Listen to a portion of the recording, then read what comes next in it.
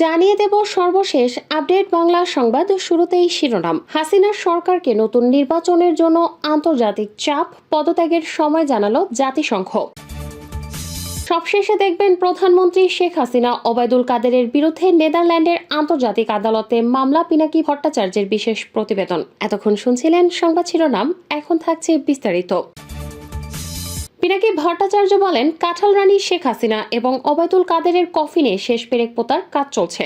আন্তর্জাতিক অপরাধ বিশেষজ্ঞ টপিক অ্যাডমিন টুইটে জানিয়েছেন, এই মাসের শেষে নেদারল্যান্ডসের আন্তর্জাতিক আদালতে ইন্টারন্যাশনাল ক্রিমিনাল কোর্টে হাসিনা তার সহযোগীদের বিরুদ্ধে মানবতার বিরুদ্ধে অপরাধের মামলা করতে যাচ্ছে।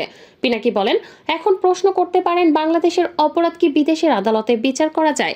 হ্যাঁ যায়, যদি সে দেশ আন্তর্জাতিক অপরাধ আদালতের যে ঘোষণাপত্র তাতে স্বাক্ষর করে এবং তারপর তার নিজের দেশে সেই অনুযায়ী আইন পাশ করে। আন্তর্জাতিক অপরাধ আদালতের এই ঘোষণাপত্রকে বলে রোম স্ট্যাটিউট। বাংলাদেশ এই ঘোষণাপত্রে সাইন করেছে আর বাংলাদেশে আইন হিসেবে গ্রহণ করেছে 2010 সালের 23শে মার্চ। এই আইন পাশ করে জামায়াত নেতাদের বিচার করতে চেয়েছিল হাসিনা, কিন্তু পরে তার সম্ভব হয়নি, কারণ রোম স্ট্যাটিউট ঘোষণাপত্র লেখা হয়েছিল 2022 সালে, তাই তার আগে অপরাধের বিচার আদালতে হয় না। পিনাকি ভট্টাচার্য বলেন, এখন এই আদালতে হাসিনা ও তার সহযোগীদের বিচার করা হবে।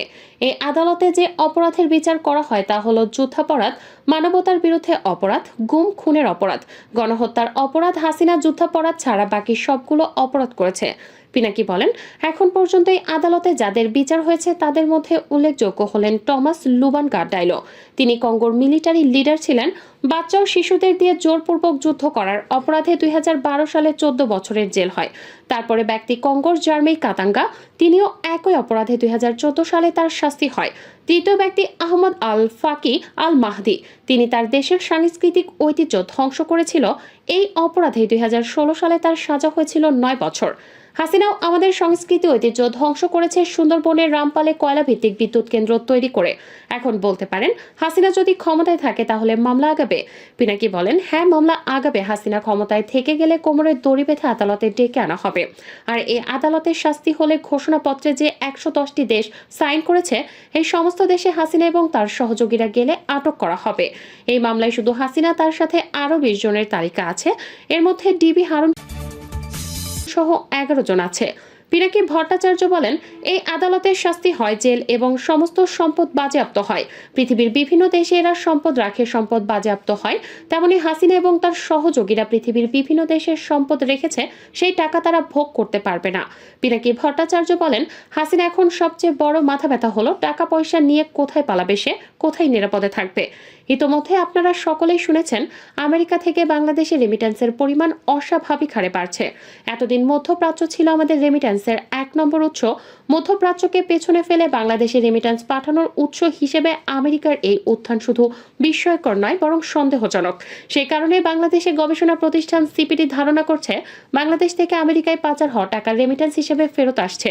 পিনাকি আরও বলেন, আমেরিকা সহ অন্যান্য দেশে টাকা পাচার তো গত কয়েক সপ্তাহ আগে হয়নি। অবৈধভাবে দেশে টাকা পাচার করে বিভিন্ন দেশে বেগমপাড়া গড়ে তুলেছে, সেটা গত 1 সপ্তাহে হয়নি, যেটা হয়েছে অনেক দিন ধরেই হাসিনা ক্ষমতায় আসার পর থেকে।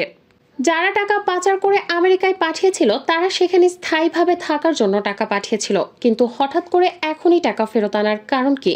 নির্ভরযোগ্য সূত্র থেকে খবর এসেছে, বিরোধী দলের শীর্ষ নেতাদের কারাগারে আটক রেখে 7 জানুয়ারি কারচুপি নির্বাচন করে ভিসা নিষেধাজ্ঞার আওতায় পড়েছে সমস্ত টাকা পাচারকারী ব্যক্তিরা।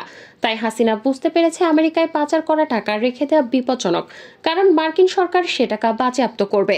এই বিশাল অঙ্কের টাকাতে অতি দ্রুত অন্যত্র পাঠিয়ে দিতে হবে। এখন প্রতিফলিত হচ্ছে আমেরিকা থেকে বাংলাদেশের রেমিট্যান্স প্রবাহ বৃদ্ধিতে। যে বিশাল পরিমাণ টাকা বাংলাদেশ থেকে আমেরিকায় পাচার করা হয়েছিল, তার অল্প অংশ ফেরত আসছে রেমিট্যান্স হিসেবে, আর বাকিটা সুইজারল্যান্ড বা অন্য দেশে সরিয়ে নিচ্ছে। কিন্তু এভাবে আমেরিকা থেকে টাকা পাঠালে হাসিনা ও তার দলের লোকেরা সেই টাকা ভোগ করতে পারবে না। সেটা আমেরিকা থেকে রেমিট্যান্স হিসেবে সরাচ্ছে। সেই টাকা আমেরিকা গিয়েছিল পাচার করা টাকা হিসেবে। এই অবৈধ অর্থ পাচার করা কি ইংরেজিতে বলে মানি লন্ডারিং।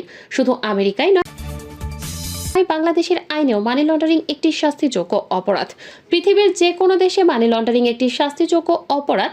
টাকা যেহেতু রেমিটেন্স হিসেবে দেশে পাঠিয়েছেন, তাহলে নিশ্চয়ই ব্যাংকিং চ্যানেলের মাধ্যমে বাংলাদেশের কোনো একটি ব্যাংক অ্যাকাউন্টে টাকা পাঠিয়েছে, অর্থাৎ অ্যাকাউন্টে টাকা ট্রান্সফার হয়েছে।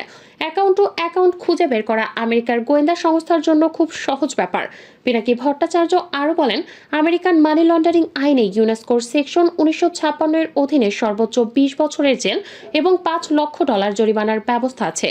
ইন্টারপোলের সহযোগিতায় যৌথভাবে টাকা পাচারকারীদের চিহ্নিত এবং গ্রেপ্তার করে নিজের দেশে নিয়ে যাবে।